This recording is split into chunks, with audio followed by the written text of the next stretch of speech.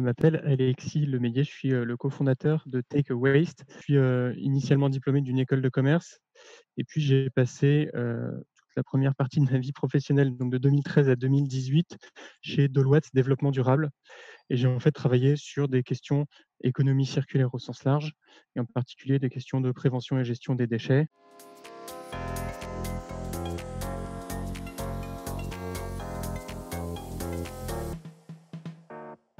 En 2018, j'ai, quitté Deloitte pour cofonder Take a Waste. Take a Waste donc, a pour raison d'être de réduire au quotidien la dissipation des ressources. Et concrètement, comment fait-on pour réduire au quotidien la dissipation des ressources? Eh bien, tout simplement, on met en place le tri et on réduit les déchets en entreprise.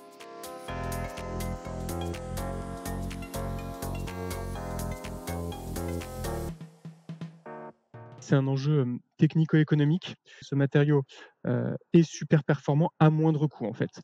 Si on compare à d'autres matériaux comme le verre ou le métal ou même le carton, bah, les propriétés du plastique couplées à son coût font que son rapport performance-prix est, super intéressant.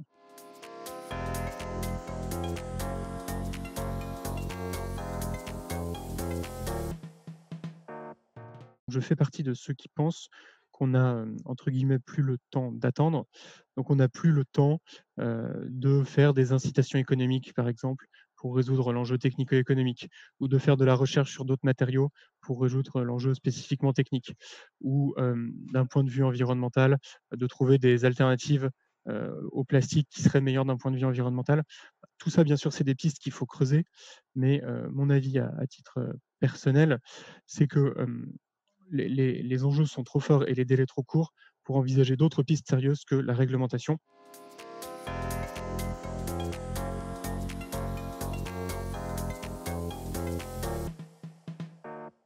Par rapport à l'action qu'on mène, envers les entreprises pour, trier et réduire le plastique, je pense qu'il y a 2 grandes limites pour être transparent. La première limite, elle est, je dirais, un peu contextuelle. On a du mal à embarquer nos clients, dans un contexte où, le réutilisable demande des efforts, c'est-à-dire passer du jetable comme une bouteille d'eau en plastique à du réutilisable comme une carafe, ça implique de changer, son organisation en interne, ses circuits, de travail, potentiellement de redéfinir des fiches de poste, d'affecter des nouvelles personnes à des nouvelles tâches.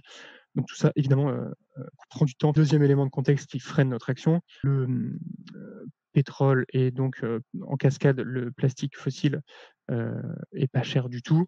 Donc l'incitation économique au recyclage, aujourd'hui, est très faible et nous, on a du mal, en tant que, aiguillon des entreprises sur cette question des déchets, à, les orienter vers des solutions de tri qui seront plus chères que les solutions actuelles.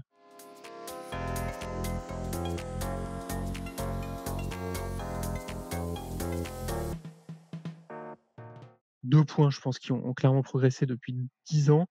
Heu, la première, c'est la prise de conscience des citoyens/consommateurs. Donc elle me paraît évidente, heu, parce qu'il y a de plus en plus de comportements individuels, zéro plastique, de plus en plus de solutions, zéro plastique, que ce soit les magasins vrac ou, toutes les, solutions, de do it yourself que les gens se mettent à faire et qu'il y a 10 ans personne ne faisait. Donc la prise de conscience des consommateurs est réelle.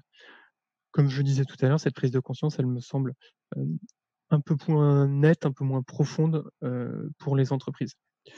Et puis le 2e gros changement depuis 10 ans, c'est quand même la réglementation. La directive cadre révisée sur les déchets, la directive Single Use Plastic de 2019 et la directive et la, loi économie circulaire française de 2020. Là, en 3 ans, on a eu au niveau français et au niveau européen un arsenal réglementaire sur les plastiques qui est quand même super fort, super encourageant. Voilà, ça c'est quand même un gros changement de contexte.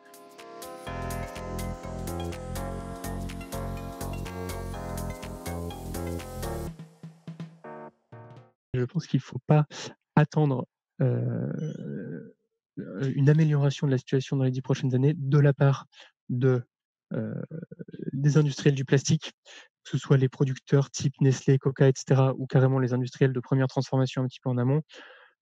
Il faut rien attendre de leur part qui aille au-delà d'une intégration de plastique recyclé dans leurs produits. Donc ils continueront à produire du plastique. Potentiellement, ce plastique aura un contenu recyclé un peu plus fort, mais il faut pas les attendre pour développer, des matériaux, alternatifs au plastique et meilleurs sur l'ensemble du cycle de vie ou des usages du plastique qui évitent, l'usage unique et le jetable.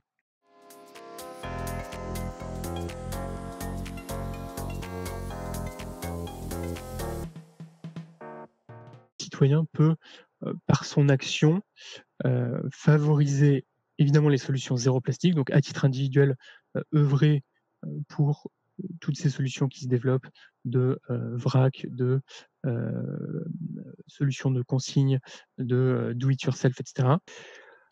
Par son action aussi, le citoyen, consommateur, militant, peut avoir un vrai impact sur les pouvoirs publics. Et puis, ma troisième point, je pense que les citoyens, par leur action, peuvent vraiment influencer, les comportements des industriels, donc en arrêtant évidemment d'acheter des bouteilles en plastique, typiquement, mais aussi, en interpellant les grandes marques, que ce soit des producteurs ou des distributeurs, sur la question du plastique. Et attention à ne pas, hem, faire du citoyen l'unique, moteur de l'action, et faire tout retomber sur lui. Moi, je fais quand même partie de ceux qui pensent que, il y a plus ou moins un triptyque, citoyen, législateur, entreprise, on va dire. Le citoyen, il est nécessairement limité parce qu'il a pas toutes les cartes en main et il peut, pousser les autres acteurs à agir. N'empêche qu'il y a un moment où les autres acteurs, notamment l'État et les entreprises, devront bien se saisir eux-mêmes du problème pour le résoudre.